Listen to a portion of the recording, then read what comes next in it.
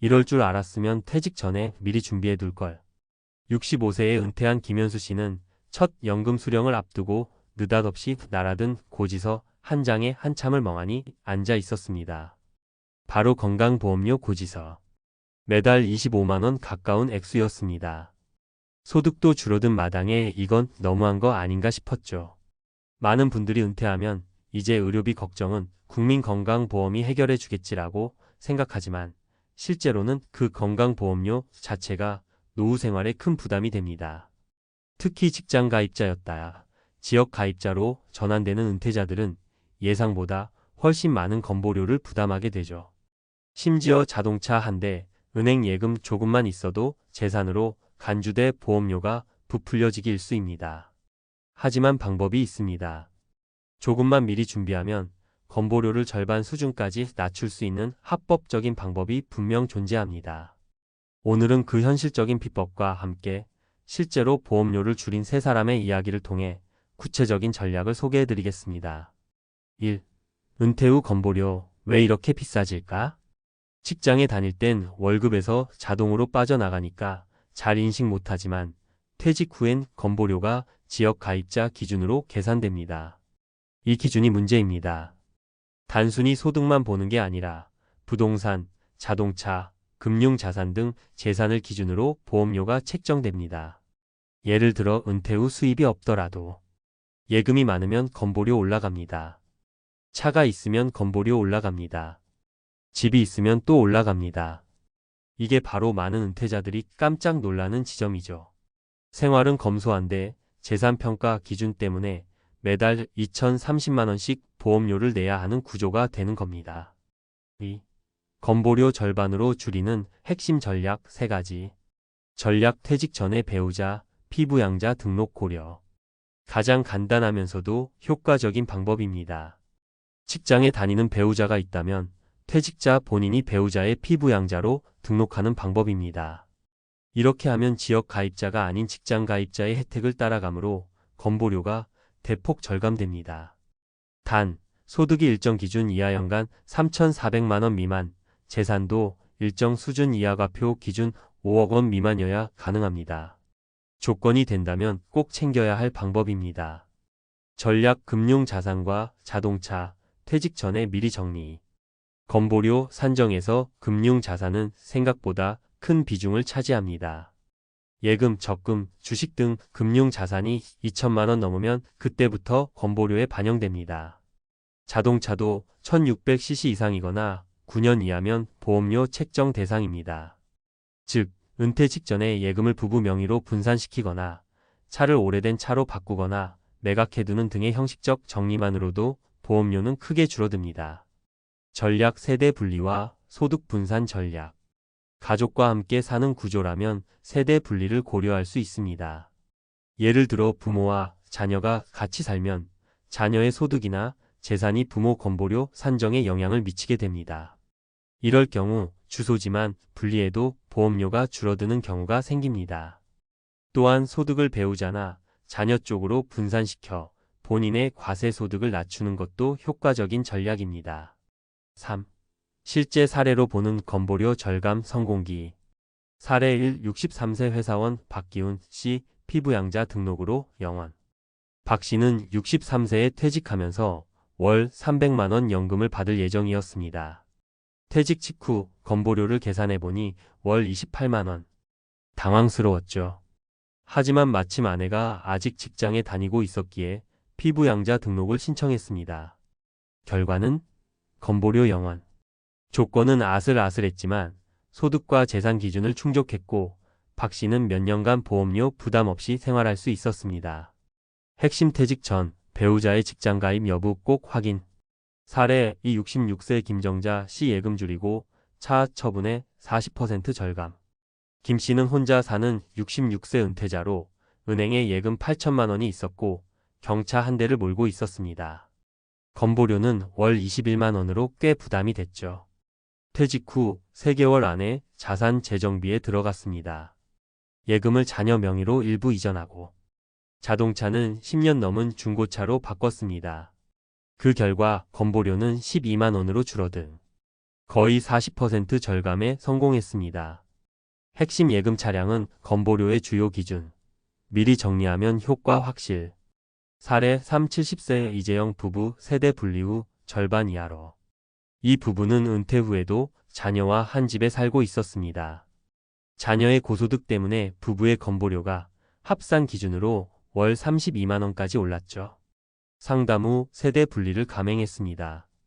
주소를 분리하고 실거주 상황을 설명하니 지역 가입 기준이 변경됐고 건보료는 각자 7만 원씩 총 14만 원으로 떨어졌습니다. 핵심 성인 자녀와 같이 사는 경우 주소 분리로도 보험료 절감 가능. 4. 결론 건보료는 공식이 있다. 모르면 손해본다. 건보료는 단순히 정부가 일방적으로 정하는 게 아닙니다. 분명한 공식이 있고 그 기준 안에서 얼마든지 줄일 수 있는 여지가 있습니다. 다만 이걸 미리 알고 준비한 사람만 혜택을 볼 수 있다는 게 핵심입니다. 은퇴는 단순히 일을 멈추는 것이 아니라 소득 구조가 바뀌고 지출이 재편되는 시기입니다.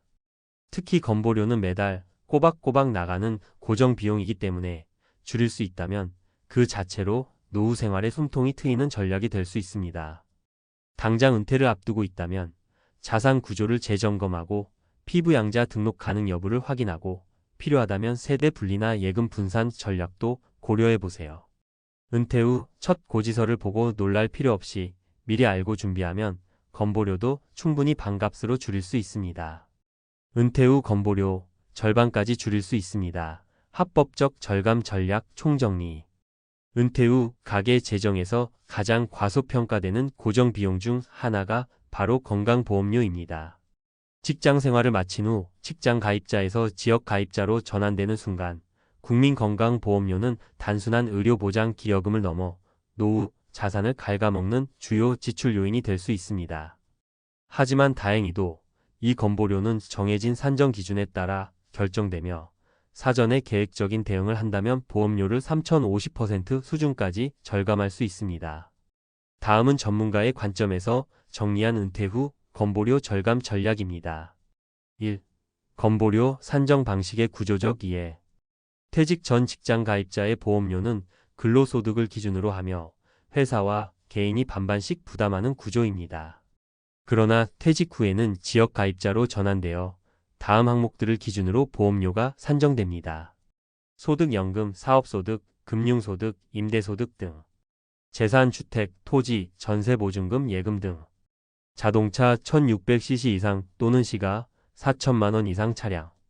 이 중 금융자산과 자동차는 많은 은퇴자들이 놓치는 사각지대입니다. 퇴직 직후 예상 외의 고액 보험료 청구가 발생하는 이유도 이 때문입니다. 2. 보험료 절감을 위한 주요 전략. 전략 피부양자 등록 제도 활용. 가장 먼저 검토해야 할 방법은 직장 가입자, 배우자의 피부양자로 등록되는 것입니다. 이는 보험료를 영원 수준으로 낮출 수 있는 유일한 방법으로 다음과 같은 조건을 만족해야 합니다. 연간 소득 3,400만 원 이하, 근로사업임 대금융 포함. 재산세 과세 표준 5억 원 이하. 자동차 1대 이하, 사치성 차량이 아닐 것. 이 조건을 만족하면 지역 가입 전환을 피하고 직장 가입자의 피부양자로 보험 혜택을 유지할 수 있습니다. 전략 재산 및 금융 자산의 구조 조정. 건보료 산정 시 금융 자산은 약 2천만 원 이상부터 보험료에 반영됩니다. 따라서 은퇴 전 다음과 같은 조치를 통해 건보료 부담을 낮출 수 있습니다. 예적금 펀드, 주식 등 금융 자산의 분산 가족 명의로 일부 이관. 자동차 처리 1600cc 미만 9년 초과 차량은 보험료 산정에서 제외. 부동산 정리 또는 증여 과세 표준 5억 원 이하로 유지 시 혜택. 금융 자산은 통상 34년 전 평균 보유액을 기준으로 산정되므로 사전 12년간의 정리 작업이 보험료에 영향을 줍니다. 전략 세대 분리와 소득 분산 전략.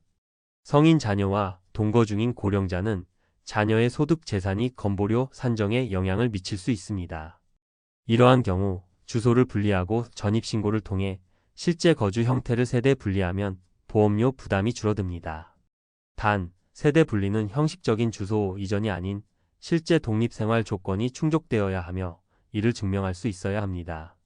또한 세대 분리 시 세금과 주거급여 등 타 제도에 미치는 영향도 고려해야 하므로 전문 상담이 병행되는 것이 바람직합니다. 3. 은퇴자 건보료 절감 사례. 다음은 실무 상담에서 자주 접하는 세 가지 대표 사례입니다. 사례 1. 피부양자 등록으로 영원. 배경 63세 은퇴자, 연금 수령 예정. 문제 지역 가입 전환 시 보험료 28만 원 예상. 대응 직장 가입자인 배우자의 피부양자로 등록. 결과 건보료 면제 영원, 의료 보장 혜택 유지. 피부양자 등록은 매우 효율적인 전략이지만 소득과 재산 기준을 초과하면 즉시 탈락되므로 지속적인 모니터링이 필요합니다. 사례 2. 금융자산 정리로 40% 절감. 배경 66세 독거 여성, 예금 8천만 원 보유, 경차 운행. 문제 월 보험료 21만 원으로 부담. 대응 예금 분산, 차량 매각 및 장기 렌트로 전환. 결과 보험료 12만 원으로 43% 절감. 이 경우 금융자산만 3천만 원 줄여도 보험료 절감폭이 눈에 띄게 나타났습니다. 단순한 명의 이전이 아닌 실질적 자산 분산이 유효합니다. 사례 3세대 분리로 보험료 절반 감소. 배경 70대 부부, 고소득 자녀와 동거. 문제 합산 보험료 32만 원. 대응 세대 분리 조치, 부부 단독 세대 구성. 결과 부부 각자 보험료 7만 원, 총 14만 원으로 절반 이상 절감. 이 전략은 특히 자녀 소득이 높은 경우 매우 효과적이며 실제 생활상 독립이 입증되어야 인정받을 수 있습니다. 4. 실무적으로 고려해야 할 체크리스트. 항목 점검 포인트. 퇴직 시점 피부양자, 등록 가능 여부 확인. 자산관리 금융 자산 분산, 자동차 처분 여부. 거주 형태 세대 분리 또는 전입신고 필요 여부.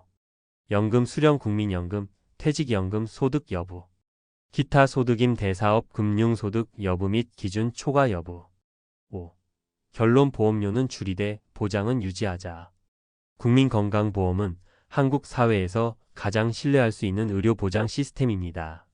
하지만 그만큼 보험료 부담이 크기 때문에 은퇴 전후 시점에서의 전략적 대응이 반드시 필요합니다. 단기적으로는 피부양자 등록과 자산 구조 조정, 중장기적으로는 소득 분산 및 세대 분리 전략을 통해 보험료 부담을 줄이고 노후 의료비 대비력을 높이는 것이 바람직합니다. 특히 퇴직 직전 12년은 보험료 산정 기준에 직접적으로 영향을 주는 중요한 시기이므로 금융 전문가나 건강보험공단의 상담을 통해 사전 점검을 받아보는 것이 권장됩니다. 요약 정리. 지역 가입 전환 후 건보료는 재산과 소득 기준으로 급증할 수 있다. 피부양자 등록은 가장 효과적인 절감 수단. 금융 자산과 차량은 퇴직 전 미리 정리할 필요가 있다. 세대 분리, 소득 분산도 보험료 줄이기에 효과적이다. 전문가 상담을 통해 종합적으로 접근해야 실질적 절감이 가능하다. 50대, 60대의 은퇴를 앞둔 분들 혹시 이런 고민 해보셨나요? 평생 열심히 일해 모은 연금인데 정작 받을 때는 세금으로 털리고 건강보험료까지 오를까 봐 걱정되시나요? 국민연금, 퇴직연금, 사적연금까지 모두 합치면 매달 들어올 돈이 꽤 될 줄 알았는데 세금이라는 폭병에 발목 잡힐 수도 있다는 사실 알고 계셨나요? 열심히 모아둔 연금인데 나중에 세금 폭탄 맞지 않으려면 지금부터 미리 알고 준비해야 합니다. 오늘은 그 진실을 낱낱이 파헤쳐 보겠습니다. 연금 소득 세금 나도 예외일까? 은퇴 후 내가 내야 할 세금과 건강보험료 이야기. 은퇴 후 생각보다 많은 사람들이 놓치는 부분이 바로 연금 소득세와 건강보험료입니다. 평생 열심히 일해 쌓은 국민연금이나 퇴직연금, 사적연금이 은퇴 후 생활을 편안하게 해줄 거라 기대하지만 막상 연금이 들어오고 나서 세금과 각종 비용들이 나가면 그 예산이 생각보다 달라지기도 합니다. 세금 폭탄이라는 말을 들어본 적이 있죠? 우리가 평생 고용되어 있을 때는 급여에서 세금이 자동으로 빠져나갔지만 은퇴 후에는 그렇지 않습니다. 내가 은퇴한 후 내가 내야 할 세금이 얼마나 될지 그리고 그걸 어떻게 관리할 수 있을지에 대해 한번 짚어보겠습니다. 1. 공적연금과 세금 마이너스 국민연금, 노령연금. 우리는 모두 국민연금에 가입되어 있습니다. 그만큼 은퇴 후 국민연금을 받을 때 세금도 문제가 될 수 있습니다. 그럼 국민연금의 세금은 어떻게 될까요? 사례 1 국민연금과 세금. 김철수 씨는 60대 후반에 은퇴 후 국민연금을 받고 있습니다. 국민연금은 일반적으로 세금이 부과되지 않지만 연금이 일정 수준을 넘기면 소득세가 부과될 수 있습니다. 김철수 씨는 국민연금 외에도 퇴직금과 사적연금까지 받게 되자 본인이 예상했던 것보다 세금이 높게 나왔습니다. 정부에서는 연금 소득에 대해 일정 금액 이상이면 과세 대상이 된다고 합니다. 예를 들어 김철수 씨가 받는 연금 소득이 연간 2천만 원을 넘으면 그 초과분에 대해 소득세가 부과되는 구조입니다. 이처럼 공적연금이라도 연금 소득이 많아지면 세금이 증가하게 되므로 미리 예상되는 세금을 확인하고 준비하는 것이 중요합니다. 2. 사적연금과 세금 마이너스 퇴직연금, 개인연금. 그렇다면 퇴직연금이나 개인연금은 어떨까요? 이들 역시 세금이 부과될 수 있습니다. 퇴직연금은 일반적으로 수령 시점에서 세금이 부과되며 사적연금은 연금 수령액에 따라 세금이 결정됩니다. 사례 2 퇴직연금과 세금. 이영희 씨는 60대 중반에 퇴직연금을 받기 시작했습니다. 이영희 씨는 퇴직금뿐 아니라 회사에서 운영하는 퇴직연금도 포함되어 있었습니다. 이영희 씨는 수령액을 예상할 때 세금을 생각하지 않았습니다. 하지만 매월 들어오는 퇴직연금에서 소득세가 빠져나가면서 당황했습니다. 퇴직연금의 경우 퇴직금처럼 한 번에 지급되지 않고 매달 지급되기 때문에 그 금액에 따라 소득세가 차등 적용됩니다. 퇴직연금이 연간 1,200만 원 이하일 경우 세금이 거의 없지만 이를 넘어서면 세금이 추가되므로 그만큼 생활비가 줄어들 수 있습니다. 연금에 대한 세금은 예상보다 많을 수 있습니다. 퇴직연금의 수령액을 미리 계산하고 예상되는 세금을 미리 준비하는 것이 중요합니다. 예산을 세울 때 연금 소득세를 고려한 뒤 추가적인 재정 관리를 하는 것이 은퇴 후 생활의 안정성을 높이는 방법입니다. 3. 건강보험료와 세금 마이너스 은퇴 후 건강보험료의 변화. 은퇴 후 또 하나의 중요한 문제는 건강보험료입니다. 회사에 다닐 때는 급여에서 자동으로 빠져나갔지만 은퇴 후에는 달라집니다. 국민건강보험료는 기본적으로 소득에 따라 부과되기 때문에 연금이 많으면 많을수록 건강보험료가 증가할 수 있습니다. 사례 3 은퇴 후 건강보험료. 박정희 씨는 65세에 은퇴 후 국민연금과 퇴직연금을 받으며 생활하고 있습니다. 박정희 씨는 회사에 다닐 때 매달 소득에서 일정액의 건강보험료가 빠져나가던 것과는 달리 은퇴 후에는 연금 소득에 맞춰 건강보험료가 새로 산정됩니다. 박정희 씨는 건강보험료가 급격히 증가하자 불만을 갖고 있었습니다. 사실 은퇴 후에도 건강보험료는 연금 소득을 기준으로 부과되기 때문에 박정희 씨와 같은 경우에는 예상보다 많은 금액을 납부하게 됩니다. 건강보험료는 연금액에 비례하여 산정되기 때문에 연금이 많으면 그만큼 보험료가 증가할 수 있습니다. 따라서 연금과 건강보험료의 관계를 정확히 이해하고 이를 기반으로 은퇴 후 생활비를 계획하는 것이 필요합니다. 은퇴 후 세금과 건강보험료를 준비하는 방법. 연금 소득에 대한 세금 예측. 연금을 받기 전에 예상되는 소득에 대한 세금 부과 기준을 잘 알아두어야 합니다. 특히 국민연금, 퇴직연금, 사적연금의 각 소득에 대해 세금이 어떻게 부과될지를 파악하고 세금이 많을 수 있음을 염두에 두세요. 건강보험료 예측하기. 은퇴 후 건강보험료는 연금 소득에 맞춰 부과됩니다. 따라서 연금 소득을 미리 계산하고 예상되는 건강보험료를 미리 알아두는 것이 좋습니다. 세금 절감 방법 고려하기. 세금 폭탄을 피하기 위해서는 세금 절감 방법을 찾는 것이 중요합니다. 예를 들어 세액 공제 혜택이 있는 연금 상품을 이용하거나 연금을 분할해서 받는 방법 등을 고려할 수 있습니다. 은퇴 후 생활을 더 풍요롭게 하기 위해선 세금 관리가 중요한 요소가 됩니다. 결론. 은퇴 후의 생활을 준비하면서 가장 중요한 부분 중 하나는 바로 세금과 건강보험료입니다. 연금이 많아지면 그만큼 세금과 건강보험료가 증가할 수 있기 때문에 이를 미리 예측하고 준비하는 것이 필요합니다. 김철수 씨, 이영희 씨, 박정희 씨와 같은 사례를 통해 알 수 있듯이 은퇴 후 생활을 안정적으로 유지하기 위해서는 연금에 대한 세금 관리, 건강보험료를 미리 파악하고 준비하는 것이 중요합니다. 세금과 건강보험료에 대한 준비가 은퇴 후 생활의 안정성을 높이고 은퇴를 행복하게 만들어줄 것입니다. 은퇴 후 세금과 건강보험료 더 이상 모르면 당한다.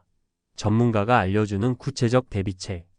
은퇴 후 연금 생활을 시작하면 누구나 한 번쯤 느끼는 당황스러운 순간이 있습니다.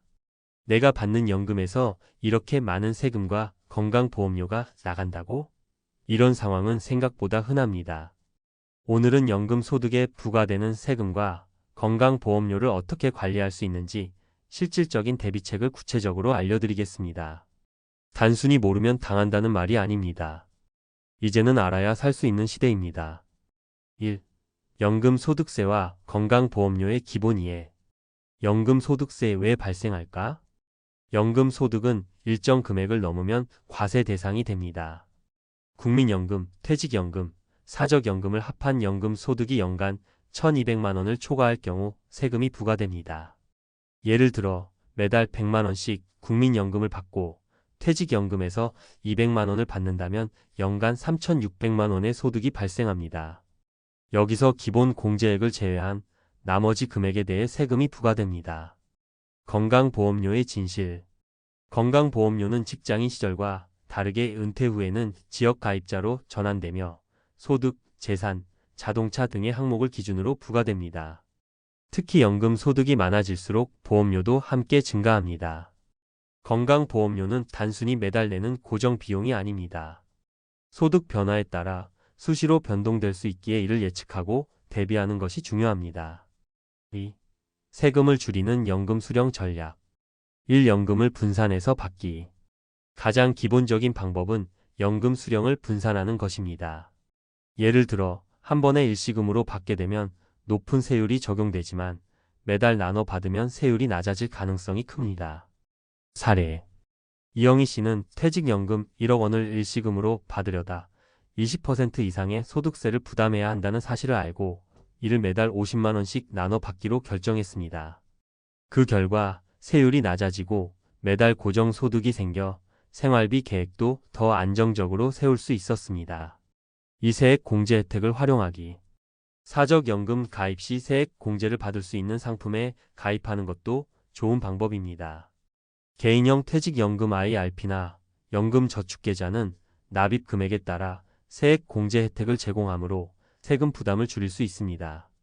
3. 추가 소득 줄이기. 연금 외에 다른 소득이 많다면 과세 대상이 더 커질 수 있습니다. 필요 이상으로 부동산 임대 소득이나 금융 소득을 늘리지 않는 것도 하나의 전략입니다. 3. 건강보험료를 줄이는 방법. 1. 피부양자 등록 활용하기. 가장 효과적인 방법 중 하나는 배우자나 자녀의 건강보험 피부양자로 등록되는 것입니다. 하지만 이를 위해서는 연소득 2천만 원 이하 재산 기준을 충족해야 합니다. 사례. 박정희 씨는 국민연금과 퇴직연금 합산 소득이 1,800만 원 수준이어서 피부양자로 등록할 수 있었습니다. 이로 인해 건강보험료 부담이 사라지고 생활비를 더 효율적으로 관리할 수 있었습니다. 이 소득 분산 전략. 연금을 받을 때 소득이 한꺼번에 몰리지 않도록 분산하여 수령하면 건강보험료 부담도 줄어듭니다. 예를 들어 국민연금과 퇴직연금을 동시에 받지 않고 한쪽은 일정 기간 뒤로 미루는 방법을 고려할 수 있습니다. 3. 건강보험료 경감 혜택 알아보기. 소득이 낮거나 재산이 적은 경우 건강보험료를 경감받을 수 있는 제도를 활용할 수 있습니다. 예를 들어 지역 가입자 중 일부는 정부의 경감 혜택을 받을 수 있으니 해당 제도를 미리 알아보는 것이 중요합니다. 4. 전문가 추천 은퇴 재정 관리 팁. 1. 연금 시뮬레이션 사용하기. 현재 연금 수령액과 예상 세금, 건강보험료를 계산해 볼 수 있는 연금 시뮬레이터를 활용해 보세요. 정부나 금융기관에서 제공하는 온라인 도구를 통해 정확한 계산이 가능합니다. 이 재정 전문가와의 상담. 개인이 모든 세부 사항을 다 알기는 어렵습니다. 재정 전문가와 상담해 자신의 연금 수령 방식, 세금 공제 방법, 건강보험료 절감 방안을 설계해 보세요. 3. 은퇴 후 추가 소득 설계하기. 추가 소득이 생기더라도 세금과 보험료 부담을 줄일 수 있는 방법을 설계하세요. 예를 들어 프리랜서로 일하거나 소득세 비과세 혜택이 있는 소규모 사업을 운영하는 것도 하나의 방법입니다. 5. 은퇴 후 세금과 보험료 대비 준비된 자만이 누릴 수 있다.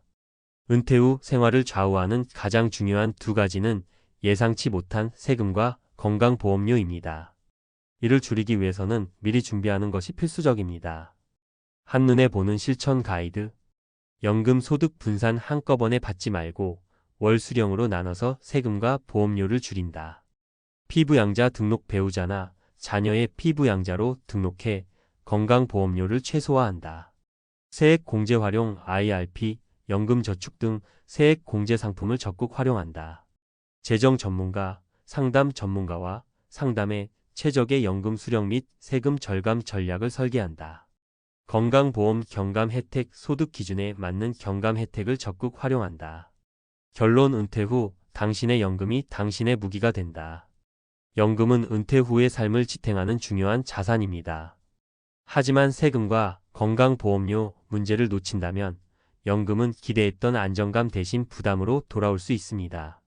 지금부터 철저히 준비한다면 은퇴 후 삶은 더 이상 걱정이 아닌 진정한 자유와 안정의 시간이 될 것입니다. 모르는 채로 당하기보다 준비하고 대응하는 현명함이 필요합니다. 지금이 바로 그 준비를 시작할 때입니다. 55세 퇴직 후에도 매달 350만 원. 배당주로 월급 받는 비결 공개. 여러분 혹시 은퇴 이후의 삶을 생각해 보신 적 있나요?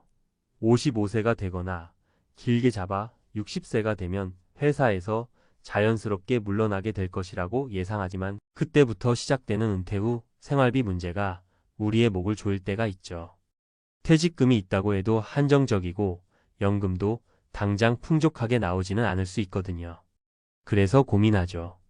어떻게 하면 퇴직 이후에도 줄줄이 나가는 생활비를 안정적으로 충당할 수 있을까?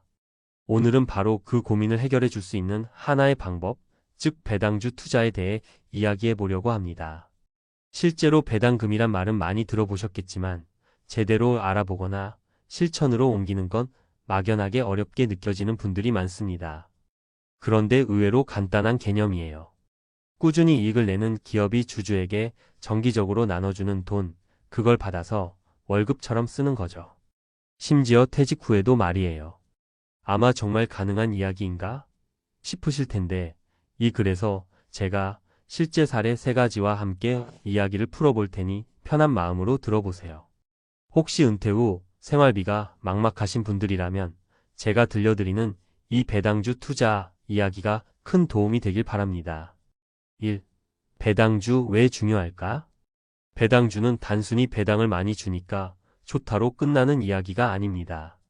주식시장에서 배당을 꾸준히 지급하는 회사들은 대개 안정적으로 수익을 내는 기업인 경우가 많아요. 당연히 아무 회사나 배당을 낼 수 있는 게 아니죠. 첫째, 어느 정도 자본과 이익을 축적하고 있어야 합니다. 둘째, 꾸준히 현금 흐름이 좋아야 하죠. 이 말인즉슨 배당주 투자는 상대적으로 경기 변동에 크게 휘청거리지 않는 곳에 투자하는 경우가 많다는 의미입니다. 그래서 주가가 출렁여도 마음이 덜 불안하고 분기 혹은 반기 또는 연간 단위로 배당금을 받게 되니 심리적인 안정감이 큽니다. 그리고 은퇴 이후에 정말 좋은 점은 장기 투자에 한층 더 잘 맞는 방식이라는 거예요. 직장 다닐 때야 매달 월급이 들어오므로 주가 변동이나 간단한 단타성 투자를 해볼 여유도 생기지만 은퇴 후엔 오로지 내 자산이 나를 먹여 살려야 하잖아요. 그런데 배당주는 마음 편히 오랫동안 들고 가면서 배당이 착실히 들어오면 마치 월급을 받는 듯한 착각마저 들게 해줍니다. 2. 매달 350만 원의 배당금? 정말 가능할까? 어떻게 하면 한 달에 350만 원씩 꼬박꼬박 받을 수 있지? 이런 의문이 드실 텐데요. 사실 한 번에 350만 원이란 큰 돈이 월배당으로 툭 튀어나오기는 쉽지 않아요. 하지만 분기 배당주 혹은 반기 배당주를 여러 종목에 나눠서 투자해 놓으면 각 종목에서 배당이 나오는 달이 일정하게 분산될 수 있습니다. 그러면 결과적으로 매달 일정한 액수 평균 350만 원 정도가 들어오게 설계할 수 있는 거죠. 실제로 미국 시장에는 월배당주라고 해서 매달 배당을 주는 종목이 꽤 많아요. 국내 주식시장도 과거보다 배당 문화가 많이 발전해서 분기별로 꾸준히 주는 기업들도 늘어나고 있습니다. 이러한 종목들을 적절히 골라서 분산 투자해두면 마치 달마다 미니 월급이 들어오는 기분을 누릴 수 있는 거예요. 그리고 여기서 중요한 건 무조건 배당 수익률 디비던드율만 높은 종목을 줬다 보면 실적이 부진하거나 주가가 곤두박질 칠 수 있다는 점입니다. 배당의 안정성과 기업의 성장성을 함께 봐야 해요. 아무리 배당이 높다고 해도 회사 자체가 어려워지면 배당금이 줄거나 없어지기도 하니까요. 3. 실제 사례 3가지. 이쯤 되면 이론은 알겠는데 정말 퇴직 후에 이렇게 안정적으로 생활하는 사람이 있나요? 라고 궁금해지실 수 있죠. 그래서 준비했습니다. 가상의 예시지만 실제 은퇴 후 배당주 투자를 통해 매달 생활비를 충당하는 분들을 모델로 삼아 구성해봤습니다. 1사례 어시 반기 배당주 조합으로 생활비 여유 자금 확보. 배경 55세에 퇴직하고 퇴직금과 일부 모아둔 자산으로 총 3억 원 정도를 마련한 어씨. 전략 국내 시장에서 연 2회 배당 반기 배당을 주는 우량 회사들을 선택했습니다. 은행, 통신, 전력 등 소위 경기 방어주 성격을 가진 종목들 중심이었죠. 결과 어시는 이 종목들을 분산 투자했고 기본적으로 연 45% 정도의 배당 수익률을 확보했습니다. 분기별로 따지면 실제 입금되는 달이 조금씩 달랐지만 1년에 2번씩 꽤 큰 금액이 들어와서 이를 12개월로 나눠 생활비와 여유 자금을 편성했습니다. 느낀 점 배당을 받는 달에는 기분이 너무 좋죠. 은퇴 후에는 마음이 불안해지기 쉬운데 이렇게라도 일정 금액이 들어오니 내가 그래도 계속 뭔가를 받고 있구나 하는 안도감이 커요. 이 사례 BC 미국 주식 월배당주로 매달 고정 수입 설계. 배경 58세에 은퇴한 B씨는 어느 정도 달러 자산을 보유하고 있었습니다. 해외 배당주에 관심이 많았고 미국 주식시장에 있는 월배당주나 분기 배당주를 적극적으로 공부했죠. 전략 월배당주, ETF에 부동산, 리츠 중심, 에너지 인프라, 채권형 월배당 펀드 등을 골고루 섞어 분산 투자했습니다. 매달 들어오는 배당금을 다시 재투자해 복리 효과를 노렸죠. 결과 3년여가 지난 후 매월 꼬박꼬박 들어오는 배당금이 하나로 환산했을 때 약 25만 300만 원 수준이 되었습니다. 시간이 흐를수록 투자 원금이 불어나는 복리 효과 덕분에 배당금도 조금씩 늘어났고요. 느낀 점 공부가 조금 필요하지만 미국 시장 쪽은 배당 문화가 확립되어 있어서 은퇴 후 매달 고정 수입을 설계하는데 정말 좋더라고요. 환율 변동이 신경 쓰이긴 하지만 달러로 받으니 글로벌 경제 흐름도 같이 보게 되니 나름 재미있습니다. 3사례 CC 국내 해외 혼합 포트폴리오로 안정 추구. 배경 55세에 조기 퇴직을 하게 된 CC는 국내 주식 위주의 투자만 해오다가 은퇴 후 안정적 수익을 위해 해외 배당주까지 눈을 돌렸습니다. 전략 국내 우량 주분기 혹은 반기 배당을 약 60%, 미국 월배당 ETF나 배당 귀족 주 오랫동안 배당금을 늘려온 기업들을 40% 정도로 구성해 분산 비중을 맞췄습니다. 국내외 상황에 따라 투자 비중을 살짝씩 조정하되 매도보다는 장기 보유를 목표로 했죠.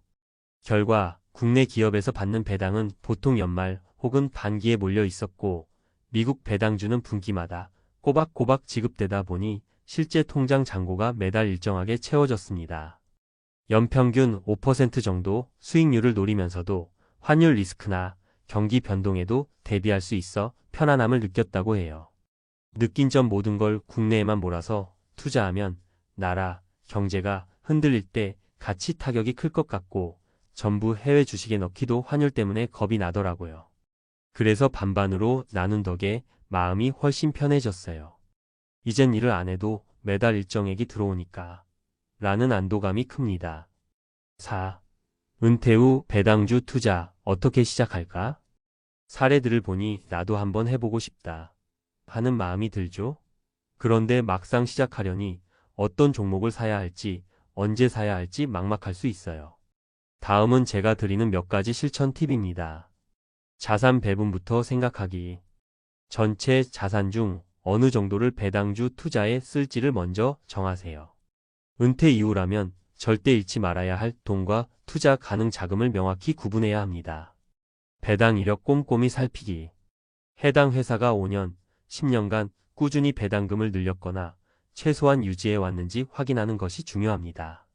한 해 배당을 많이 줬다고 바로 뛰어들기보다는 안정적으로 줄곧 지급해온 이력을 보세요. 분산 투자로 리스크 줄이기. 종목도 분산해야 하고 국내외 시장도 적절히 나눠서 볼 필요가 있습니다. 아무리 우량주라도 한 곳에만 몰빵하면 위험이 커질 수 있으니까요. 장기적 관점으로 접근하기. 배당주 투자는 단타보다는 장기가 훨씬 유리합니다. 시간이 지날수록 복리 효과가 커지고 기업의 가치 상승분까지 함께 누릴 수 있기 때문입니다. 적립식 투자도 고려해보기.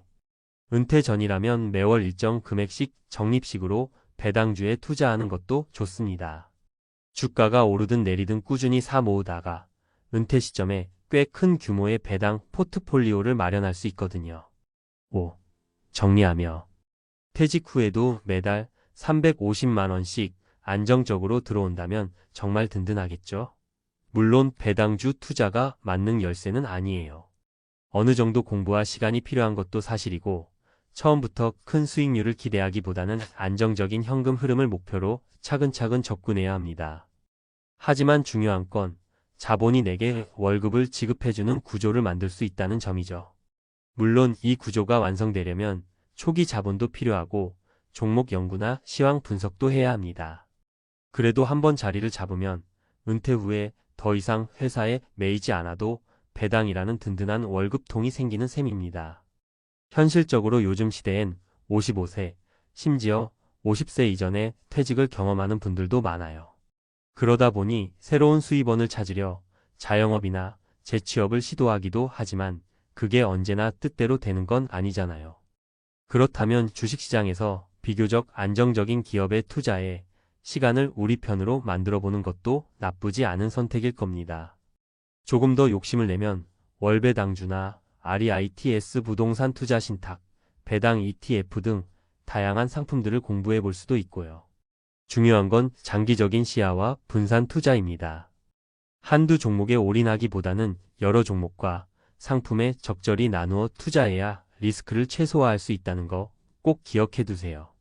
마지막으로 배당주 투자를 시작하기 전에는 내가 은퇴 후에 필요한 생활비가 정확히 얼마인지부터 계산해 보길 권합니다. 그리고 내가 원하는 시점에 원하는 금액 정도를 받을 수 있으려면 어느 정도 자산이 얼마나 필요한지 역산해 보는 거죠. 그럼 자연스럽게 얼마를 투자해야 하고 어떤 수익률을 목표로 해야 하는지 감이 잡힐 거예요. 자, 어떠세요? 이제 조금은 은퇴 후 재테크 전략으로서 배당주 투자가 친숙하게 느껴지시나요?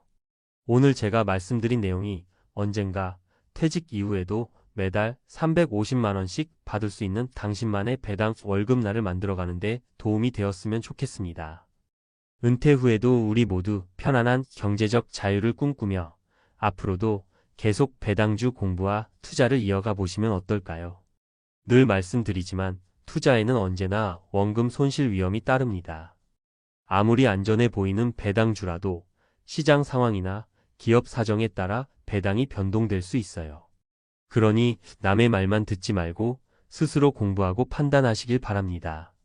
그럼에도 꾸준하고 현명한 배당주 투자를 한다면 퇴직 이후에도 든든한 제2의 월급을 만드시리라 믿습니다.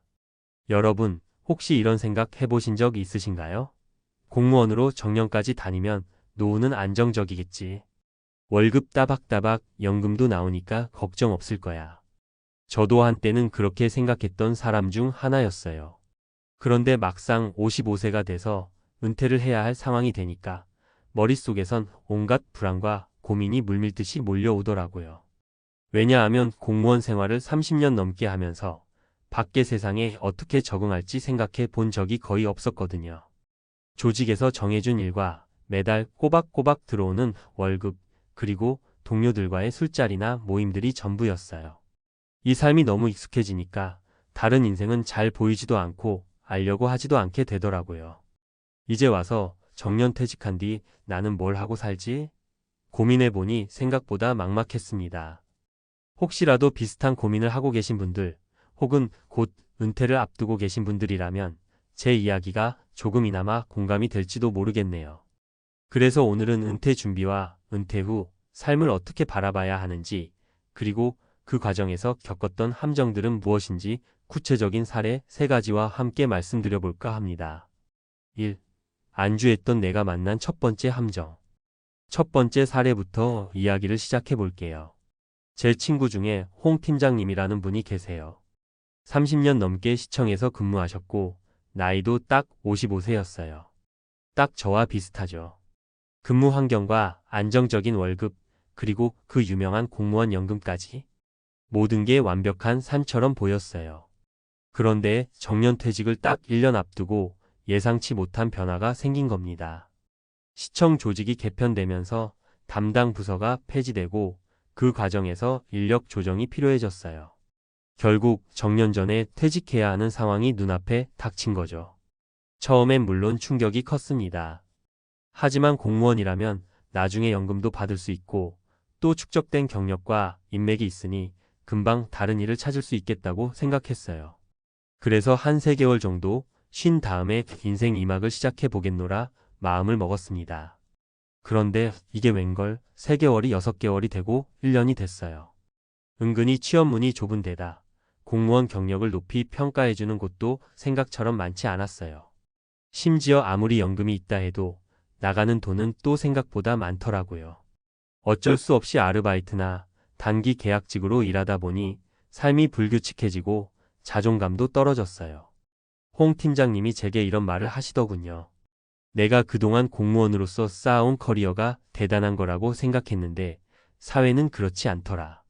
일찍이 외부 네트워크나 역량 강화를 했어야 했는데 너무 안일했나 봐. 이게 바로 첫 번째 함정이에요. 이 직장만 하면 난 안정적이다. 여기서 못 벗어날 이유도 없다라는 안일함. 그리고 어차피 난 공무원이니까 은퇴 후에도 뭔가가 잘 풀리겠지라는 믿음이었죠.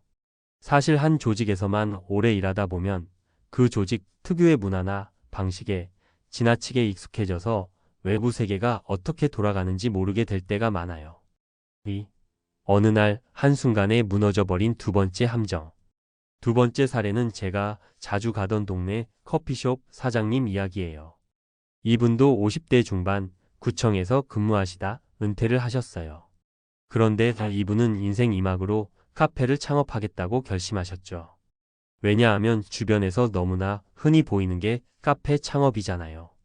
자영업 중에서도 진입장벽이 낮아 보이고 뭔가 자유로우면서도 멋있어 보이는 느낌이 있잖아요. 그런데 카페를 차리는 건 생각보다 쉬워 보이는데 운영은 또 별개의 문제였던 거 아시죠?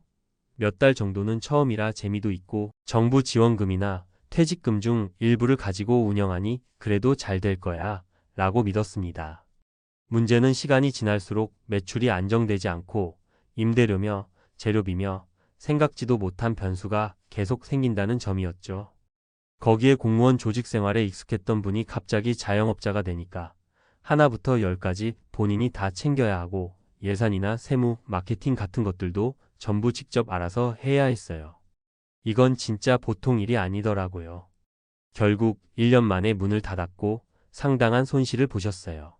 사장님이 나중에 하시는 말씀이 뭔가 사장님이라는 타이틀 하나가 주는 멋스러움, 그리고 자유로운 생활을 하고 싶었는데 막상 뛰어드니 나는 이 일의 준비가 하나도 안 되어 있었더라고요. 그리고 공무원으로 일할 때랑 달리 내가 실패했을 때 책임져줄 조직이 없는 게 큰 충격이었어. 이게 두 번째 함정입니다. 직장 생활 오래 했으니 아무 일이나 잘해낼 수 있겠지라는 근거 없는 자신감.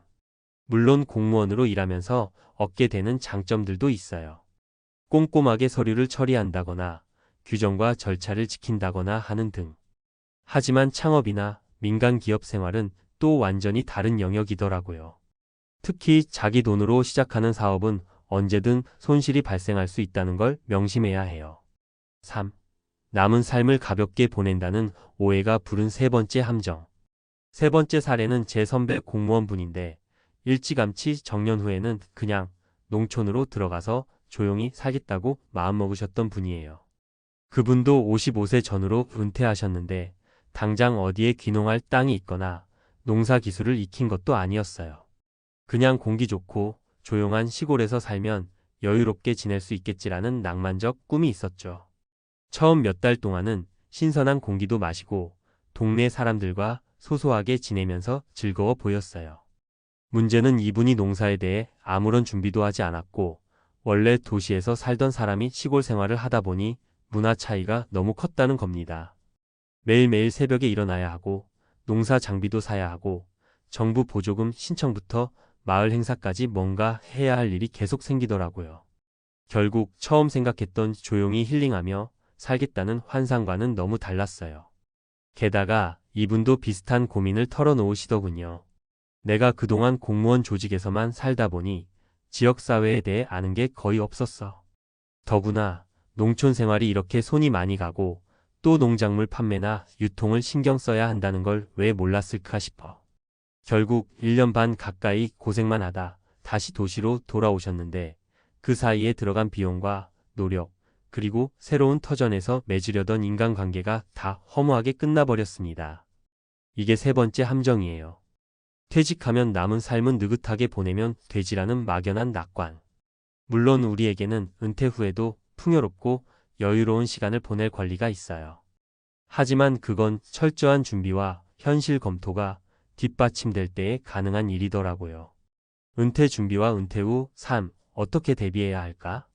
자, 그럼 이런 함정을 피하기 위해서 우리가 뭘 어떻게 해야 할까요?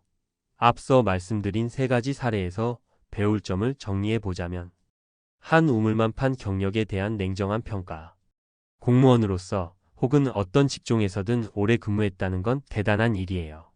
하지만 그 경력이 자동으로 민간이나 다른 분야에서 환영받는 건 아니더라고요. 미리 외부 네트워크도 만들고 전문 자격증이나 어학 능력, IT 스킬 같은 것들을 준비해두는 편이 좋아요. 내가 가지고 있는 역량이 정확히 어떤 시장, 어떤 기업, 어떤 분야에서 필요로 하는 것인지 객관적으로 생각해보는 훈련도 필요해요. 현실적인 사업 구상과 재무 설계. 퇴직금을 가지고 창업을 한다면 상당한 공부와 준비가 필수적이에요. 시장 조사부터 경쟁업체 분석, 그리고 홍보 전략까지 제대로 계획하지 않으면 나만의 카페 혹은 나만의 사업을 꿈꾸다가 쉽게 무너질 수 있어요. 은퇴 후 목돈을 한 번에 투자하는 건 언제나 위험이 따릅니다. 적어도 12년은 공부해보고 전문가에게 자문을 구해보고 작게 시작해서 조금씩 키우는 걸 권장해요. 연금과 수입, 그리고 지출에 대한 정확한 계산. 공무원 연금이든 국민연금이든 은퇴 후 실제로 손에 쥐는 돈은 생각보다 적을 수 있어요. 그동안 월급을 받을 때와는 달리 고정적인 수입이 줄어들고 지출은 오히려 늘어날 수도 있습니다. 생활비, 의료비, 취미허가 비용까지 꼼꼼히 따져봐야 돼요. 내가 매달 얼마를 써야 하는지, 연금과 다른 수입원을 합쳤을 때 어느 정도 여유가 있는지를 최대한 구체적으로 숫자로 파악해보는 습관이 중요해요. 마음의 준비와 정체성 회복. 은퇴 후에 찾아오는 심리적 공허감이나 외로움은 예상보다 큽니다. 한 조직에서 매일매일 사람들과 부딪히며 일해왔는데 이제는 그런 체계가 없어지면 뭘 해야 할지 몰라서 방황하기도 해요. 은퇴 전에 이미 본인의 취미나 사회적 활동 혹은 봉사 등 다양한 취미 활동을 미리 시작해두는 게 좋아요. 그래야 일하는 사람이라는 정체성과 별개로 나만의 정체성을 찾기가 쉬워지거든요. 인맥과 인간관계의 확장. 공무원 조직 안에서는 쉽게 형성되는 인간관계가 있습니다. 하지만 밖으로 나오면 그 관계가 유지되기가 쉽지 않아요. 조직이라는 공통점이 사라지면 생각보다 어색해지기도 해요. 퇴직 후에 새로운 사람들을 만날 기회를 만들어 놓는 게 중요해요. 동호회나 스터디, 지역 커뮤니티 모임 등 다양한 경로를 통해 사회적 관계를 확장해 보는 걸 권장합니다. 마무리하며 오늘 제가 나눈 이야기는 공무원 55세, 안정 뒤에 숨어있던 거대한 함정이라는 제목처럼 사실 우리 모두가 직면할 수 있는 문제예요. 공무원이든 대기업이든 중소기업이든 자신이 종사하는 분야가 다르더라도 은퇴 후 삶에 대한 불안과 고민은 크게 다르지 않죠. 중요한 건 준비와 현실 인식입니다. 한 조직이나 직장에서 성실히 일한 경력 자체는 분명 큰 자산이에요. 하지만 그걸 어떻게 운용하고 재해석해서 사회에 연결하느냐가 관건이 되죠. 막연한 낙관은 실망과 좌절을 가져올 수 있고, 그렇다고 지나친 비관에 빠지면 아무것도 하지 못할 수도 있어요. 가장 좋은 건 작은 것부터 차근차근 준비해 나가는 거예요. 나는 무엇을 잘하는가? 나는 무엇을 하고 싶은가? 이걸 계속하기 위해서는 어떤 공부나 네트워크가 필요한가?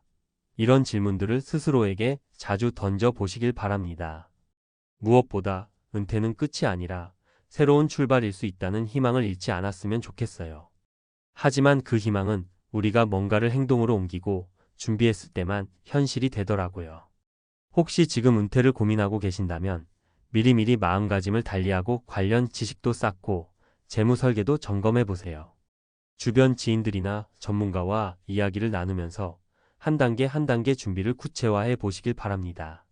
언젠가 지나고 보면 이 시기가 오히려 내가 나 자신을 찾고 또 인생의 새로운 길을 열게 됐던 귀중한 전환점이 될 수도 있을 거예요. 아무쪼록 오늘 제 경험과 사례가 조금이라도 도움이 되길 바랍니다. 은퇴 후 삶은 결코 끝이 아니며 준비만 되어 있다면 얼마든지 또 다른 꿈을 펼칠 수 있는 시기라고 말씀드리고 싶습니다. 힘내시고 함께 천천히 앞으로 나아가 봅시다.